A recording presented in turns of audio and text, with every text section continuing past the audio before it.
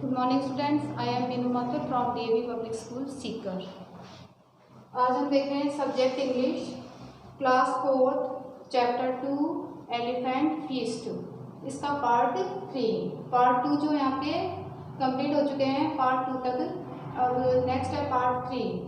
इसमें आपको आगे वाले इसमें आपको पहले बताया था कि ग्रेनरी में पहुंच गए थे, एक अनाज रखने की जगह पर वो लोग पहुंच गए थे जहाँ पर हाथी जो थे एक अनाज रखने की जगह पर पहुंच गए थे जहाँ पर उसके बाद में वो एक मर्चेंट को बेच देते थे, वहाँ पर वो पहुंच गए थे। आगे देखते हैं। One of the largest of the herd then took up a position at a corner of the granary.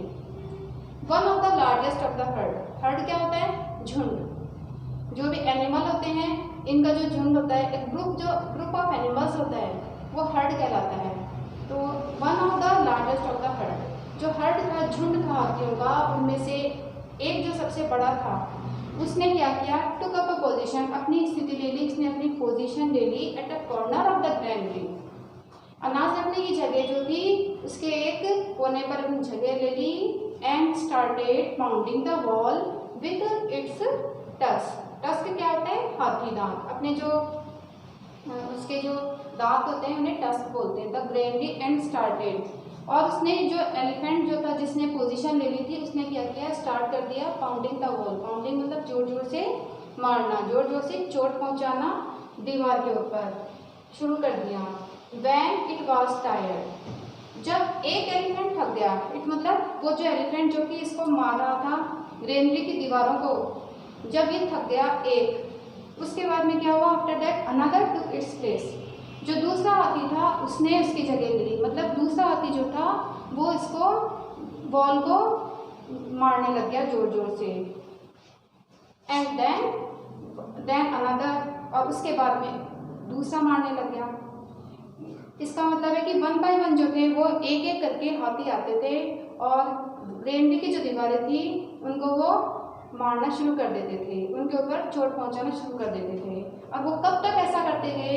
एक एक करके टिल सेवरल ब्रिक्स गेव वे, जब तक कि सारे कुछ जो उसकी ईंटें थी, ब्रिक्स मींस ईंटें, जब तक कि उसकी कुछ ईंटें जो थी वो निकल के नहीं गिर गई थी। When they had made a hole big enough for an elephant to enter, जब उसके बाद में क्या हुआ? जब When they had made a hole, जब एक बड़ा सा होल बना लिया उन्होंने, इतना मतलब इतना बना लिया जितना कि एक एलिफेंट उसमें एंटर हो सकता था। जो ग्रेनरी की दीवारों को गिराना शुरू कर दिया था, तो उन्होंने कितना बड़ा होल बनाया? इतना बड़ा बनाया जिसमें कि एक एलिफेंट जो था वो उसमें जा सकता था, एक एलिफेंट उसमें एंटर हो सकता था। The heard divided itself into 2 groups, एक हाथी उसमें जा सकता था। ऐसे करके उन्होंने इतना बड़ा होल बना लिया। उसके बाद में जो हर्ड था, एलिफेंट का जो ग्रुप था, उसने डिवाइड कर दिया अपने आप को इसमें इनटू 2 ग्रुप्स ऑफ 3 और 4, इनटू 2 ग्रुप्स ऑफ 3 और 4, मतलब 3-4 हाथी थे, उनके 2 ग्रुप में उनको बांट लिया।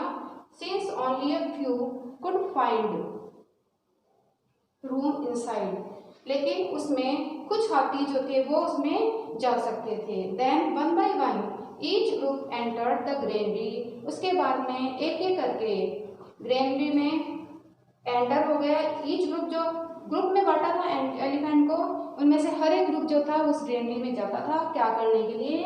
To feast on the paddy.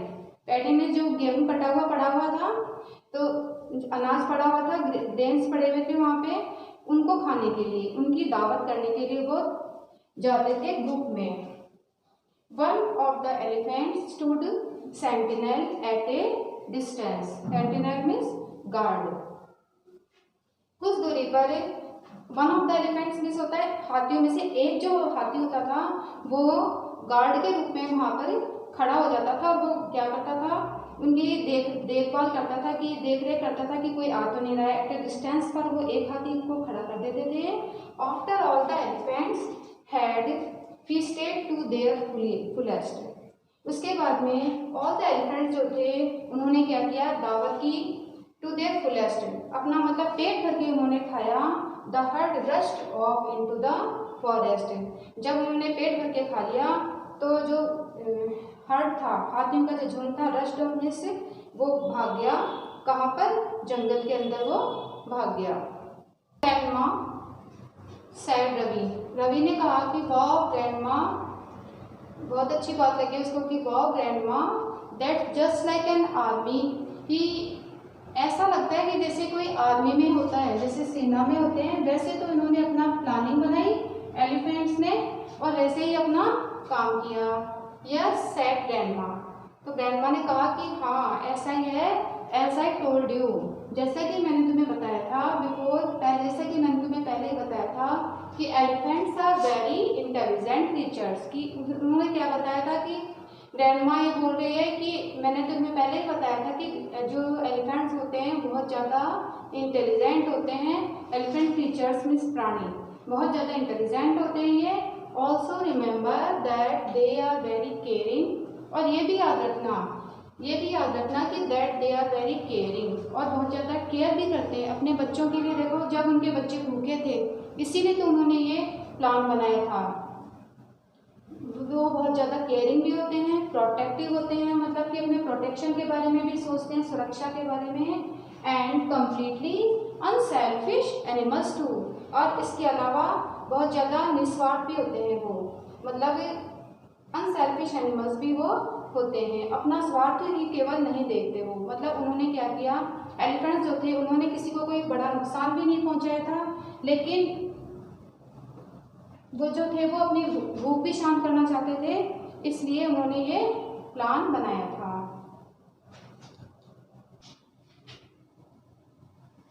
ये चैप्टर आपका कंप्लीट है। अब हम करेंगे इसकी एक्सरसाइज। एक्सरसाइज में सबसे पहले है tick the correct option. Question number A, question number A,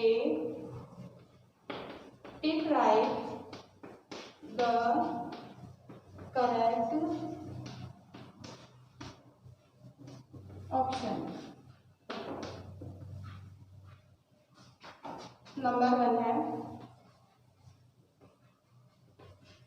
grandpa was a forest. Grandpa जो थे वो फॉरेस्ट के क्या थे? ऑफिसर थे। सेकेंड है रेंजर थे। थर्ड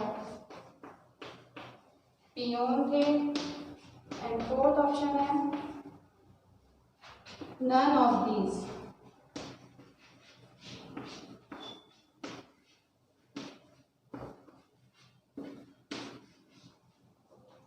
अब आप बताओ ग्रैंडपा जो थे वो क्या थे? फॉरेस्ट ऑफिसर थे, तो ऑफिसर पे टिक करना है।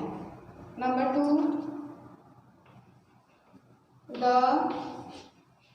Forest was near. जंगल जो था वो किसके पास में था? नंबर 1 मुर्शिदाबाद, MURSHIDABAD,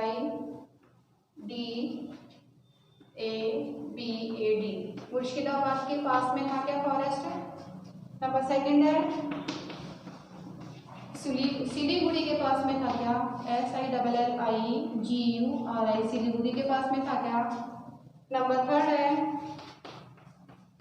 कोलकाता, कोलकाता के पास में था। एंड नंबर 4 ऑप्शन है आपका ASANSOLE, एसेंसोल नामक प्लेस है, वहां पर था क्या? इसमें क्या आएगा? जंगल जो था वो किसके पास में था? सिलीगुड़ी के पास में था, जैसे कि आपने चैप्टर में पढ़ा था। Number 3 one of the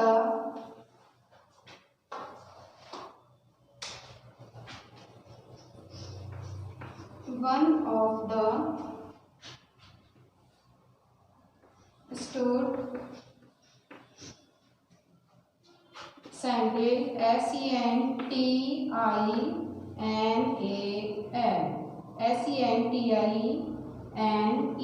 sentinel at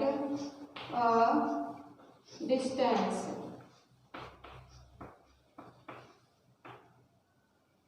number 1 option है assess,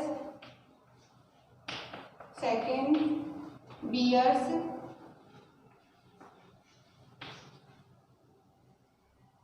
third elephants,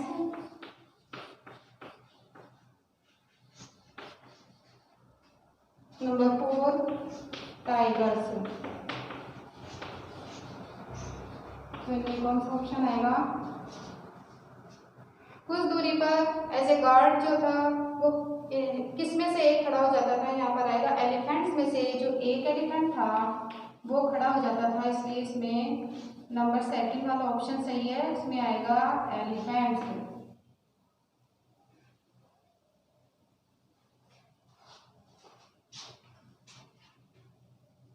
number 4 he found the large part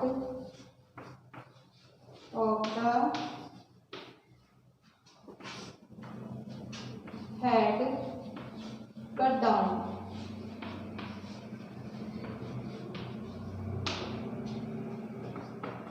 first option है रिवर, सेकेंड ऑप्शन है area, number 3 forest, number 4 tree. इसमें क्या पूछा है? He found the large part of the, उसने उसको ये पता लगा था कि the large part of the head cut down, कि बहुत बड़ा जो भाग है वो किसका कट चुका है? इसमें आएगा फॉरेस्ट, फॉरेस्ट आएगा इसमें, वन ऑफ द फॉरेस्ट।